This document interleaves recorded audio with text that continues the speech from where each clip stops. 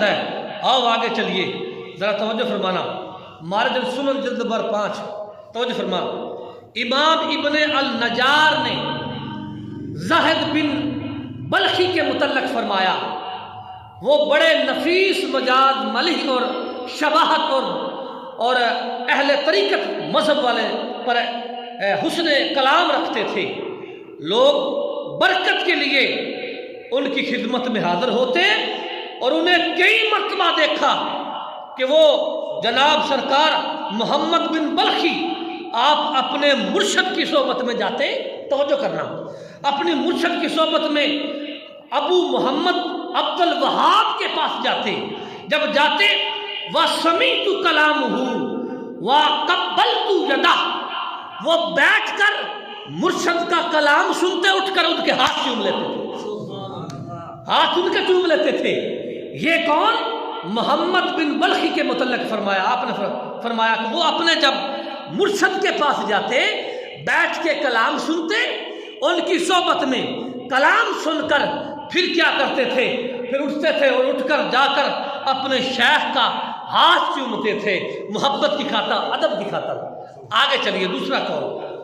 ابو سعید عبد الکریم بن محمد سمعانی نے ابو القاسم سعد بن علی بن محمد الزنجانی کے متعلق فرمایا کہ وہ اپنے زمانے میں حرم شریف کے امام تھے. حرم کے فرمایا تھا کہ اپنے زمانے میں حرم کے شیخ تھے. حرم کعبہ کو کہتے ہیں, کعبہ کے شیخ تھے, کعبہ کے یعنی کہ امام تھے. فرمایا عالم مرتبی تھے اور وہ عالم تھے, زاہد تھے, ولی کامل تھے.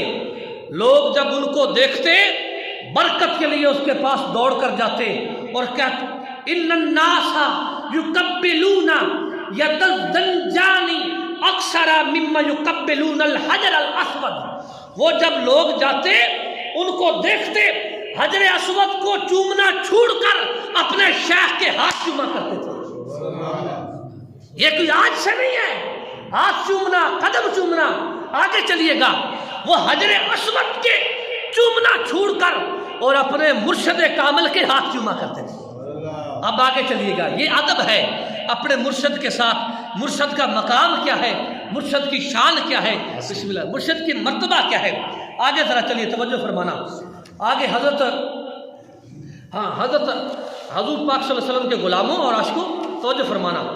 علامہ ابن جوزی کہتے ہیں, وہ کہتے ہیں کہ ابو قاسم سعد بن علی بن محمد الزنجانی حرم شریف میں تشریف لاگے.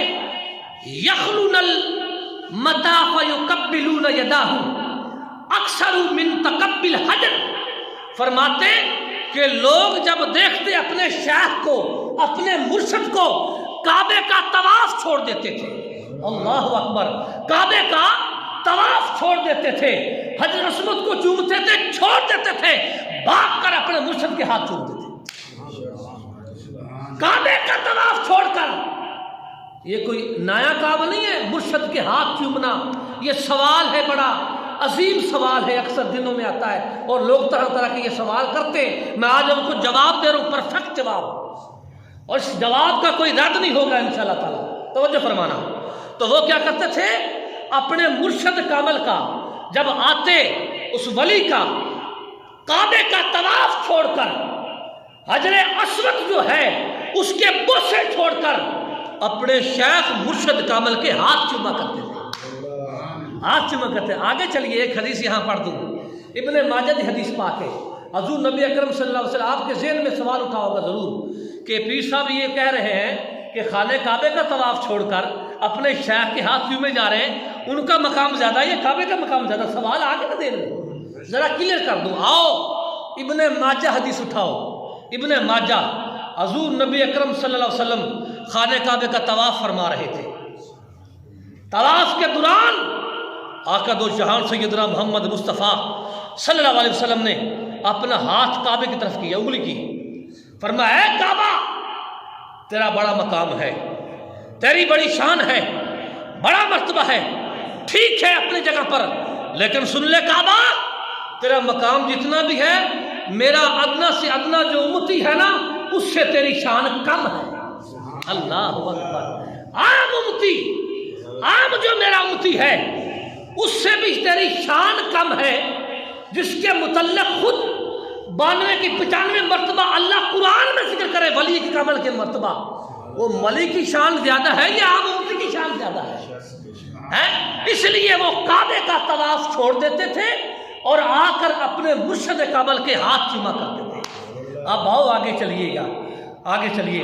امام ابو حاتم رازی کہتے ہیں کہ جب امام ابو مسحر عبداللہ اعلیٰ دمشقی غسانی مسجد میں تشریف لاتے، فرمایا اصطف الناس لاہو یمنتن و یسرتن یسلیمون علیہا ویقبلون یدہ۔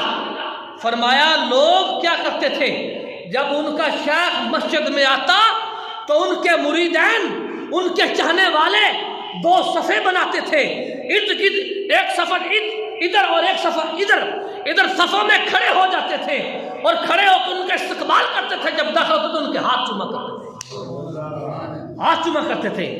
یہ آج سے نہیں، آگے چلیے گا۔ اب ذرا توجہ فرمانا، یہ جو سارا پروسیس